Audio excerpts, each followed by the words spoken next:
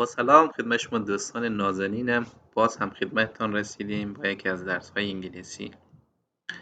معمولا ما و شما عادت کردیم که اگر کار اشتباهی بکنیم بگیم excuse me، یا اگر درخواستی داریم مثلا یک چیزی رو بخوایم بگیم excuse me فلان چیزی رو من بدی، یا میخواین که جلب توجه هم بکنیم گاهن بگیم excuse me من یک چیزی بگم. عادت به این شده که همیشه excuse me استفاده کنیم، ولی برای اینکه بتونیم عامیانه تر صحبت بکنیم بهتر است که از این اصطلاحات استفاده بکنیم.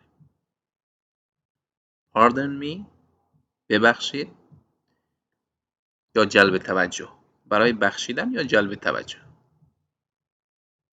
sorry ببخشید یا جلب توجه واسه. may I have a word ممکنه یک لحظه صحبت کنم. can I get by میشه رد بشم. از یک جایی میخواین رد بشین میتونید از این اصطلاحات رد استفاده.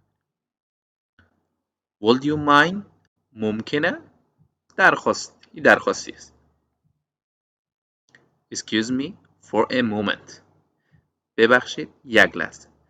برای ترک مکان یا گفتگو مثلا میخواین یک مهمانی رو ترک کنید یا یک جمع ترک کنید بگید ببخشید برای یک لحظه. یا با یک نفر میخواین گفتگو داشته باشین مثلا آقای رئیس دوست عزیز ممکنه یک دقیقه بیاین یک لحظه بیاین با شما صحبت بکنم. از این اصطلاحات میتونید استفاده کنید. اصطلاحات رسمی و نیمه رسمی است که با هم تکرار کردیم و خواندیم. اما اصطلاحات عامیانه یا سلنگ my bad اشتباه از من بود، کار اشتباهی میکنید پس از این سلنگ استفاده کنید. my bad اشتباه از من بود. whoops ای وای یک کار اشتباهی میکنی میخوای عذرخواهی کنی میگه ای وای whoops. sorry but that ببخشید بابت اون. باز هم یک کار اشتباهی میکنیم بابت اون چیکار میکنیم معذرت خواهی میکنیم. hold up یک لحظه صبر کن درخواسته. به جایی که بگیم excuse me hold up یک لحظه صبر کن.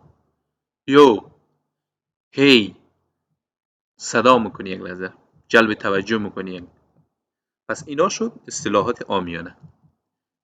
تا درس بعدی خدا نگهدار. و قبل از اینکه خداحافظی بکنیم باز هم از شما دوستان عزیز درخواست داریم در صورتی که فکر میکنید این درس ها مفید است و من با همین روال ادامه بدم پس چینل یوتیوب مکتب آنلاین رو سابسکرایب کنید و به دوستانتان هم توصیه کنید. سلامت و پایدار باشید.